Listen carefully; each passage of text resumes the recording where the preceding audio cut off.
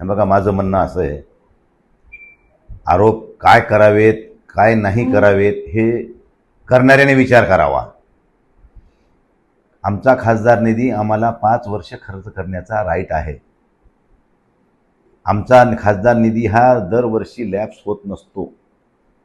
पंचवार्षिकमध्ये पूर्ण आम्ही खर्च करू शकतो. एखाद्या वेळेस मागच्या खासदारात सुद्धा मी निधी खर्च केलेला आहे. मागच्या माझ्या अगोदरच्या गणेशराव दुधगावकर साहेबाचा, रेंगे पाटलाचा, त्यांच्या काळातला काही शिल्लक राहिलेला होता ते सुद्धा मी खर्च केला आहे.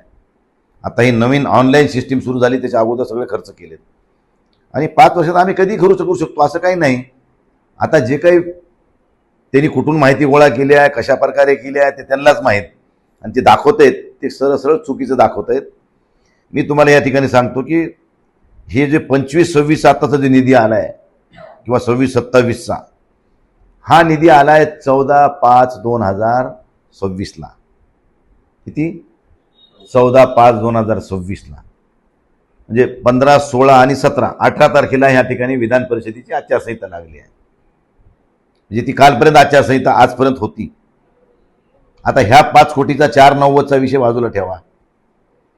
राहिला जुन्या 2 वर्षाच्या निधीचा, एक 24-25 आणि 25-26चा. तर मी जवळजवळ 4,82,66,000 रुपये मी त्या कामाच्या प्रशासकीय मान्यता दिल्यात. आणि जवळजवळ 3,79,77,000चे खर्च झाला आहे.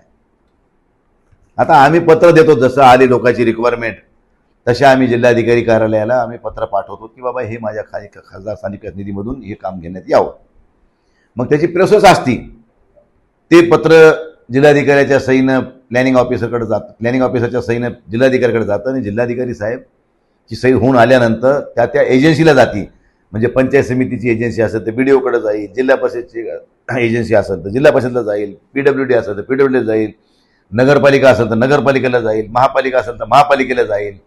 त्या स्थानिक स्वराज्य संस्थेमध्ये त्या सगळ्या जे काही आम्ही मागण्या केल्यात त्या एजन्सीचे पत्र हे त्या ठिकाणी जिल्हाधिकाऱ्याच्या सहीने जात असतात. त्यानंतर ती एजन्सी ही सगळी प्रक्रिया करताना त्या जागेवर जाऊन बघणे, त्याच्यानंतर इस्टिमेट तयार करणे, ते TS करणे, हे सगळं करून नंतर आपण वर्क ऑर्डरसाठी पाठवणे आणि ह्या सगळ्या पुन्हा प्रशासकीय मान्यतेकडे पाठवणे. प्रशासकीय मान्यता जिल्हाधिकाऱ्याकडून आल्यानंतर तो वर्क ऑर्डरला त्या एजन्सीकडे जाते आणि नंतर वर्क ऑर्डर होते. म्हणजे ह्याच्यामध्ये जवळजवळ 4-6 महिन्याचा टाईम.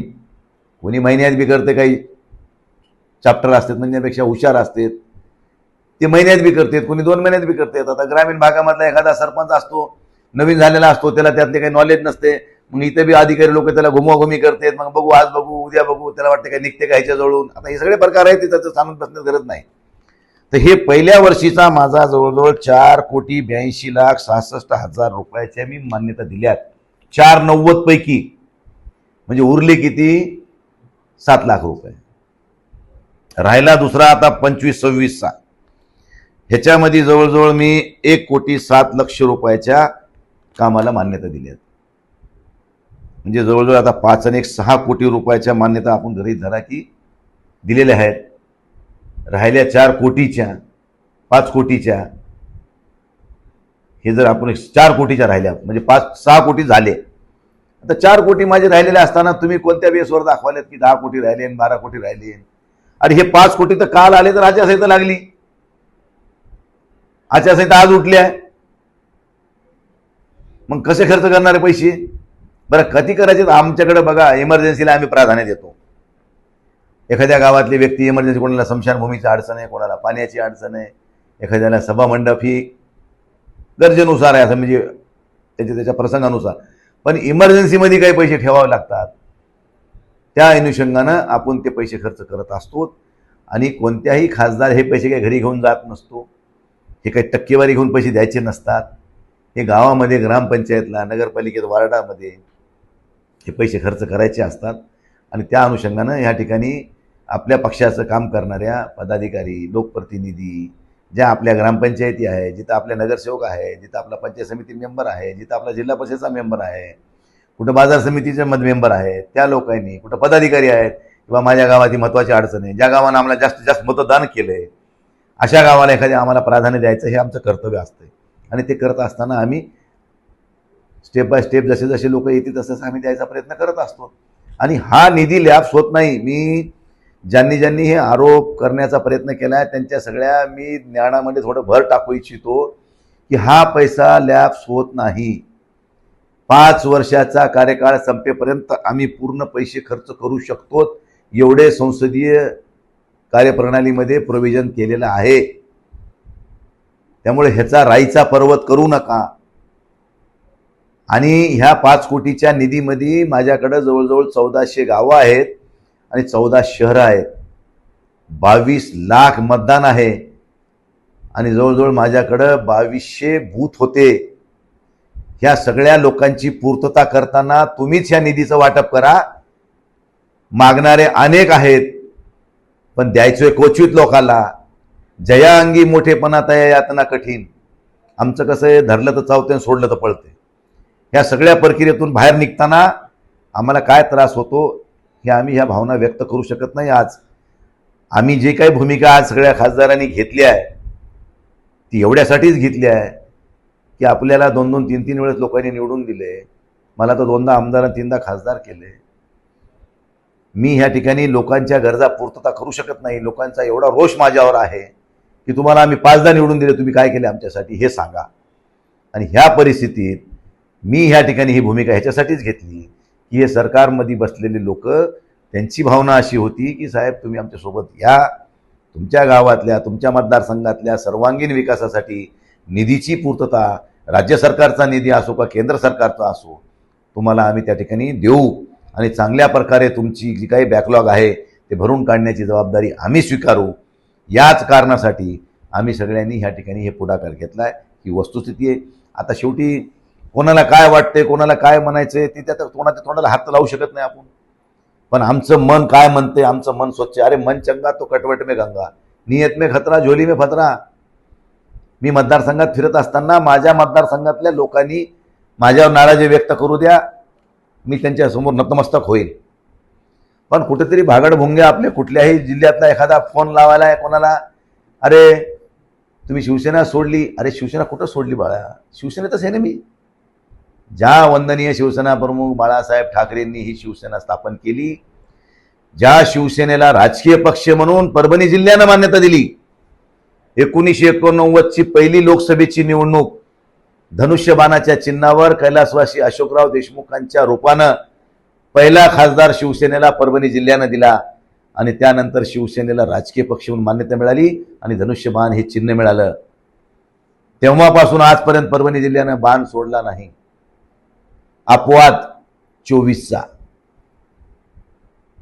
मग एवढं परभणी जिल्ह्यानं दिले, त्या परभणी जिल्ह्यातली जनता मला काय बोलू दे ना, त्यांचा रोष मी स्वीकारू शकतो.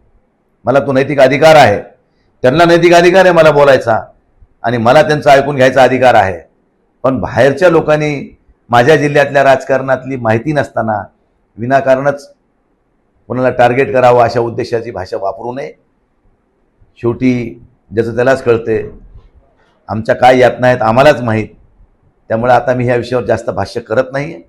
निधीच्या बाबतीतला मी पुरेपूर खुलासा केला आहे आणि ज्या ज्या चॅनलनी काही चुकीच्या ह्या बातमी दाखवल्यात त्यानं परभणी जिल्हाधिकारी कार्यालयाशी संपर्क साधावा. ऑथोराईज तिथून तुम्ही माझ्या खर्चाची माहिती घ्या आणि तुम्ही जग जाहीर लावा. तुम्ही म्हणताल ते मी स्वीकारायला तयार आहे. ही माहिती आली कुठून असं वाटतं तुम्हाला? ते केंद्र सरकारचं साक्षी पोर्टल आहे मला वाटते आणि त्या पोर्टलवर मला बरीचशी थोडी माहिती असते, उत्तमभूत नसती, काही कमी जास्त माहिती होत असते. त्यामुळे त्यांच्याकडे ती माहिती अपुरी असावी, त्यांच्या ज्ञानात थोडी भर व्हावा म्हणून मी म्हणतो की परभणी जिल्हाधिकारी ऑफिसमध्ये आमचे DPO आहेत, त्या DPO कडून जिल्हाधिकाऱ्याकडून ऑथोराईज माहिती घ्या. मी सांगतोय हे तुम्ही खोटं समजा, पण तुम्ही स्वतः ऑथोराईज माहिती घ्या आणि मग सांगा. बरं आम्ही खर्च केलाय, आज केलाय, उद्या करू. खर्च तर आम्हाला करायचा राईट आहे आणि आमचा पैसा लॅप्स होणारा नाहीये. त्यामुळे आज नाही केला उद्या करू, उद्या नाही केला परवा करू. पण तुमच्या पोटात एवढं पोटसोड उठायचं काय कारण आहे? 14 कोटीचा जो विषय आहे तेवढा निधीच नाहीये ना. तेवढा निधीच नाहीये. 3 वर्षाचा निधी, पहिल्या वर्षीचे 490, दुसऱ्या वर्षीचे 490, तिसऱ्या वर्षीचे 490. तिसऱ्या वर्षीचे 490 आलेत 14/5/2026 आणि 18/5/26 आचारसंहिता लागली आहे. म्हणजे केवळ 3 दिवसात आचारसंहिता लागली आहे. त्यामुळे हे 5 कोटी खर्च करायचा विषय येतच नाही, कारण आचारसंहिता काल संपली आहे. आता राहिला जुन्या 10 कोटीचा 490 त्यापैकी जवळजवळ मी 6 कोटी रुपये खर्च केलेत. उरले 4 कोटी रुपये खर्च करीन ना मी. तुम्हाला का त्याचा त्रास व्हायला? मला हेच नाही कळालं. याच्या व्यतिरिक्त दुसरा काही निधी आला नाही तुम्ही मागे या 10 वर्षात? माझ्याकडं सांगायला तुम्ही 22,000 लोकसंख्या सांगायला एवढाच निधी आला मला केंद्र सरकारकडून. मी गडकरी साहेबांचे या ठिकाणी आभार मानतो की आदरणीय गडकरी साहेबांनी मला या ठिकाणी गेल्या वर्षी आपला त्रिधारा ते मिरखेल जाणाऱ्या रस्त्यासाठी 20 कोटी रुपयाचा निधी दिला. मागे 10 वर्षात फक्त तेवढंच झालं. प्रधानमंत्री ग्राम सडक योजनेमध्ये माझ्या मतदारसंघामध्ये काही निधी आला. त्यामध्ये मी काही गावाचे रस्ते प्रस्तावित केलेले आहेत आणि ते रस्त्याचे कामं चालू आहेत. ह्याच्यापेक्षा मला राज्य सरकारचा काही भेटला नाही. मला कालच्या डीपीटीसी मध्ये 400 कोटीची डीपीटीसी होती. कुठलीही स्थानिक स्वराज्य संस्था अस्तित्वात नव्हती, तरी मला केवळ 400 पैकी 3 कोटी रुपये मिळालेत. किती? 400 पैकी 3 कोटी. 4 आमदारांमध्ये आणि 1 खासदार. मग बाकीचे कोणी खर्च केले? सरकारने खर्च केले, सत्ताधाऱ्या लोकांनी खर्च केले. आम्हाला काय? ही तुम्ही वस्तुस्थिती जाणून घ्या. मी सांगतोय खोटं समजून चला, पण वस्तुस्थिती जाणून घ्या. ही अडचणीचा विषय आहे. ज्याचं जळते त्यालाच कळते. वेलकम.